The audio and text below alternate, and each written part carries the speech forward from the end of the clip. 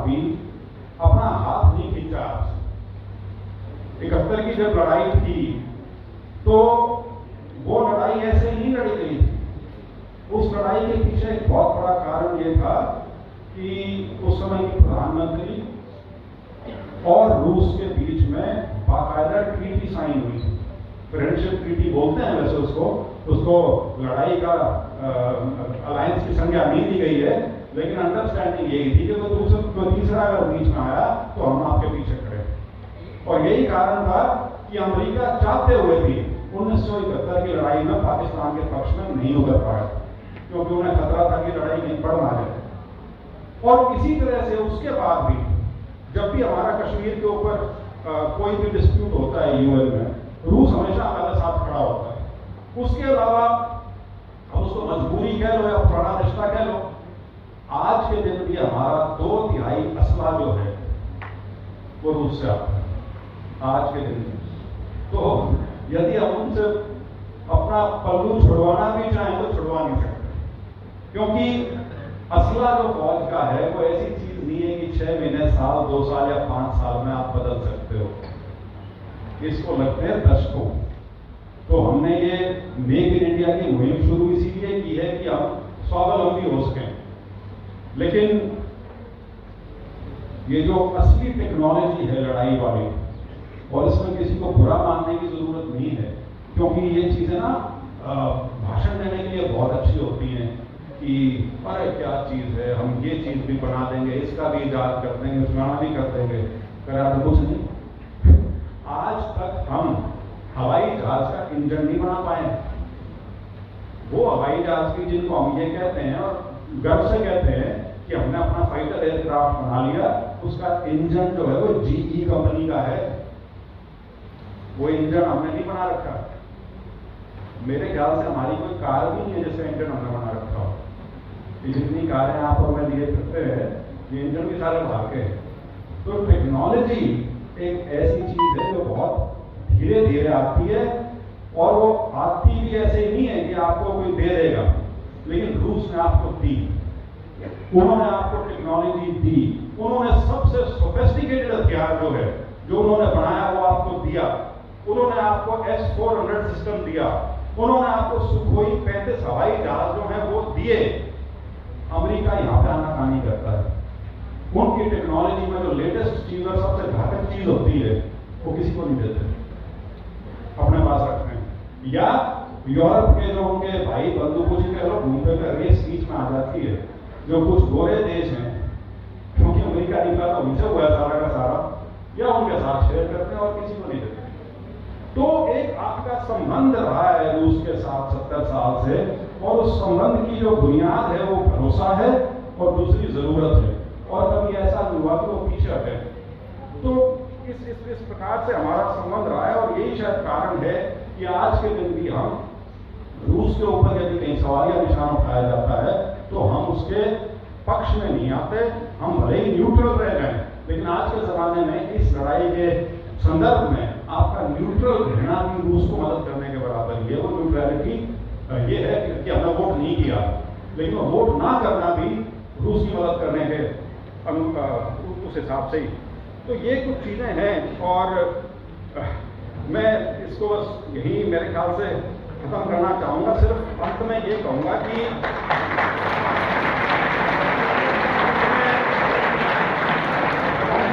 ये कहूंगा कि आप जो यहाँ बैठे हो, आप कॉलेज के स्टूडेंट्स हो,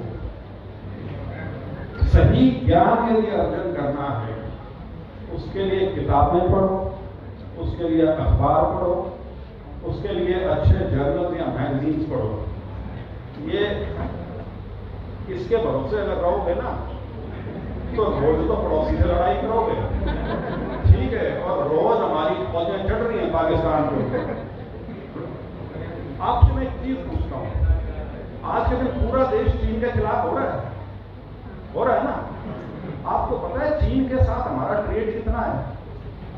$125 बिलियन, और वो $125 बिलियन में 40% इजाफा पिछले 2 साल में हुआ है, जब से ये तनाव चल रहा है वहां पे।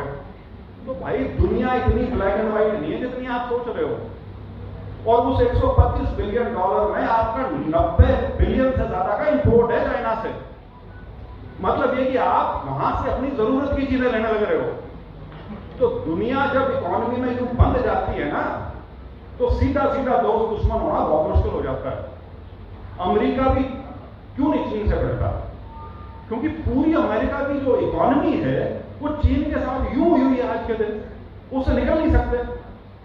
तो ये जो एक फितूर चढ़ा रहता है ना कि चढ़ाई कर दो, लड़ाई कर दो, मार दो, इनके बदले तो कुछ नहीं है, ऐसा कुछ नहीं होता। मैं आपको यहाँ पाकिस्तान का भी उदाहरण देना चाहता हूँ। वो हमसे 3 या 4 लड़ाइयां जो भी हुई हैं, सबकी शुरुआत उन्होंने की है, वो सारे के सारे हारे हैं। लेकिन इस गलतफहमी में मत रहना कि उनकी फौज होती है, इस गलतफहमी में बिल्कुल मत रहना। और दूसरा ये, आपका और उनका साइज वही है जो रूस और यूक्रेन का है। यदि कभी बेवकूफी कोई सा देश करेगा तो दुनिया के दूसरे देश जो है ना बैठ के देखेंगे नहीं तमाशा, वो सारे बीच में आएंगे वो। क्योंकि ये तो यूरोप वाले आपस में लड़ रहे हैं, तभी दुनिया को खटका हो गया कि नहीं गलती से अमेरिका ने, इसमें रूस ने, क्योंकि एक बहुत आज के दिन बहुत लोगों के दिमाग में ये पशोपेश चल रही है कि गलती से रूस को यदि ये लड़ना शुरू हो गया, तुम ये लड़ाई हार रहे हो।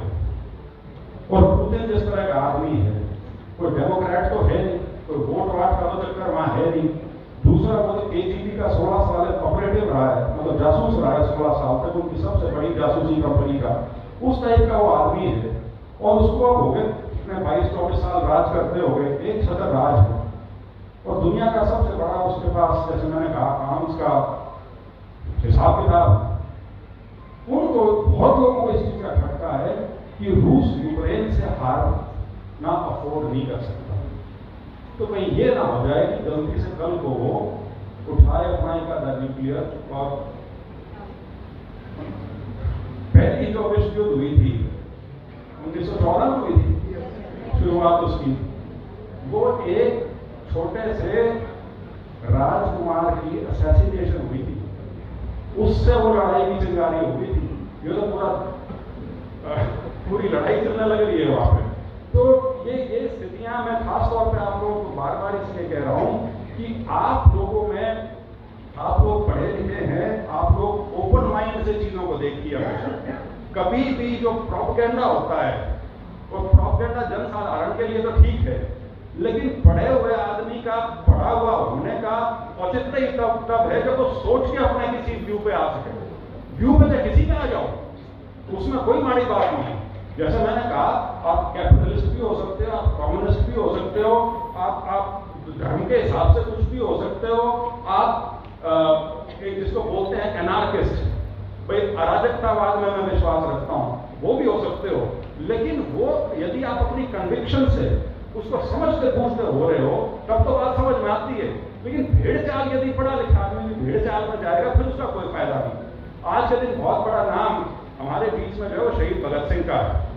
23 साल की उम्र में फांसी हो रही थी, लेकिन उसको पढ़ के देखना, कभी पढ़ के देखना उसको। तो 23 साल की उम्र में जब तो उसको फांसी होनी थी, उससे पहले के जो 7-8 साल थे, वो कितना गहराई से सोशलिज्म और कम्युनिज्म के अंदर गया। वो उसकी आइडियोलॉजी थी। वो ठीक है, वो देश को आजादी दिलाने के साथ भी उसका जुड़ाव था, लेकिन उसको जो शक्ति मिलती थी वो उसकी उस आइडियोलॉजी से थी। वो सिख था, लेकिन उसने किताब लिखी, Why am I an atheist? Atheist की हिंदी क्या होगी? तो भगवान को विश्वास ना रखे, नास्तिक। मैं नास्तिक क्यों हूं? 20 साल की उम्र लड़का लिखने लग रहा है इस चीज को।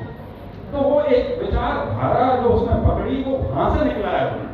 तो उस तरह की बात आपको समझनी चाहिए, ना कि बड़ी बड़ी बातें जो की जाती हैं उनके आगे। मैं तो एक वो जर्नलिस्ट है, वो अपना शो करता है, वो जो हमारे टेलीविजन के खास तौर पे जब कोई भी तनाव होता है ना बॉर्डर पे, तो वो उनके लिए एक शब्द इस्तेमाल करता है, कहता है ये हमारे टेलीविजन के कॉमिक कमांडो हैं। कॉमिक कमांडो आपने कॉमिक्स में बचपन में पढ़ी होंगी, जो किताबें जो होती है उसके अंदर जो हीरो होता है वो कुछ भी कर सकता है और कैसे भी कर सकता है। वो हमारे हिंदी के जो फिल्मी हीरो हैं उनसे भी बड़ा हीरो होता है। तो कॉमिक कमांडोज की संख्या देता है, और वो यूं एक पूरा खोल के बैठ जाते हैं कि ये पहाड़ी, ये बीच में खाई, ये नदी, इसको यूं पार कर दो, उसको यूं पार कर दो, खेल है जैसे। तो मतलब कोई ये नहीं पता कि इसके अंदर कितने लोगों की जान जाएगी अगर ये हो गया, कितना भारी नुकसान इसमें होगा यदि ऐसा कुछ हो जाए। तो इन चीज़ों में जरा अपना विवेक का इस्तेमाल करें और इन चीज़ों को गहराई से जरूर पढ़ें।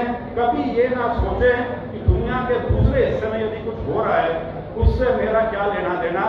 एक बार ब्राजील के अंदर कुछ हुआ था और जेएनयू में स्ट्राइक हुई थी जो 1 महीना चली थी।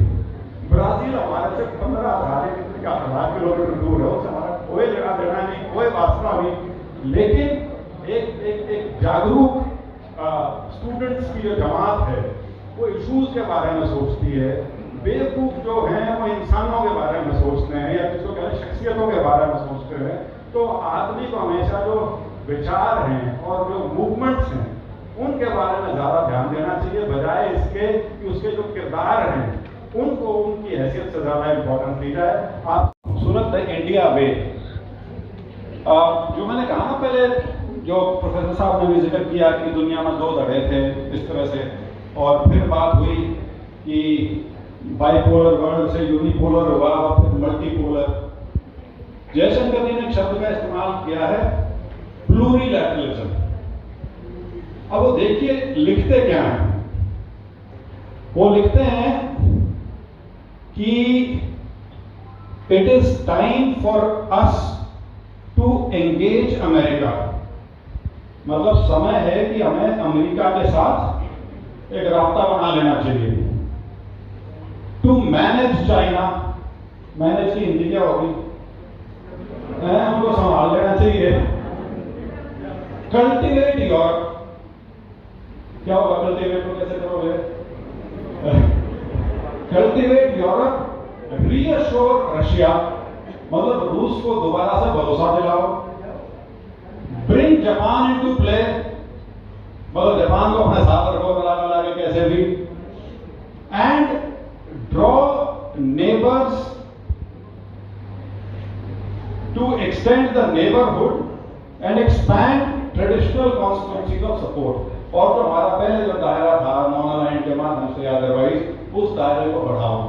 मतलब ये कि किसी एक के साथ जाकर खड़ा नहीं होना।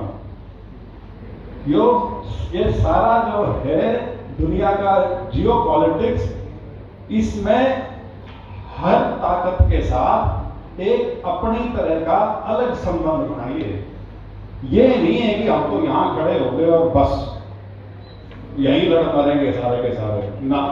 जैसे मैंने कहा, चाइना के साथ आपका $120 बिलियन का ट्रेड है, जो कहते हैं कि आने वाले 10-12 साल में शायद 400 या 500 बिलियन डॉलर तक का हो जाएगा। उसको उनको भी संभाल के रखो, अमेरिका को भी अपने पक्ष में रखो। रूस आपका सदा से दोस्त रहा है, उनको भी ढांढस बांधते रहो कि आप तो हमारे सबसे पुराने दोस्त हो। और जापान जो है, जापान सेकेंड वर्ल्ड वॉर के बाद कभी भी लड़ाई के क्षेत्र में नहीं आया, बल्कि वो बोलते हैं पैसिफिज्म। पैसिफिज्म की हिंदी मुझे नहीं पता क्या होगी, मतलब कि हमें लड़ाई नहीं लड़नी। लेकिन अब चाइना का जो भार हुआ है, जापान ने अपना टारगेट सेट कर लिया कि अगले 5 साल में वो अपना जो डिफेंस बजट है उसको डबल करेंगे। तो सारी दुनिया अलग अलग तरीके से चल रही है और हमारा उसके अंदर रोल ये है कि सबसे बड़ा कर को बिगाड़ने किसी से भी करना।